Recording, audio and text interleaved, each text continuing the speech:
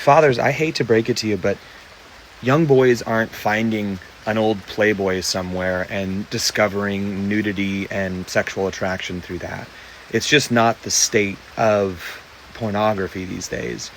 We have these devices, the one that I'm speaking to you now, that has access to every bit of depravity or exploration or anything that you could ever conceive.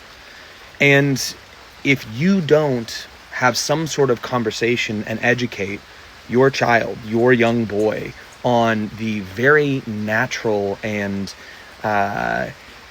common thoughts that happen around sex and sexuality as they start to have massive testosterone surges through adolescence, and you aren't the one to set the tone for how normal that is and what love looks like and what sex is and, you know, what it means to be a man and have these types of things go on in your head, then they're going to learn that not from stumbling through Playboy. It's going to be randomly coming across some violent choking porn, and all of a sudden they're like, well, that's what sex is.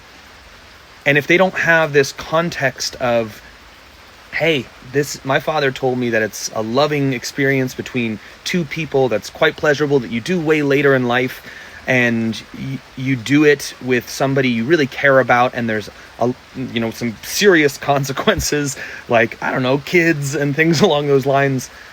Not had in a contentious way, not talked about with shame, but just talked about with reality. Like, if we don't provide that, they're not going to stumble their way into something mildly innocent.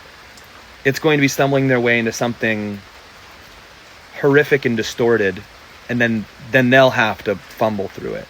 So if you have hang-ups around talking about this, it's time to work through those and take on board our role as the guide through some of this adolescence. Because it's not like when we were kids. It's different and way more intense.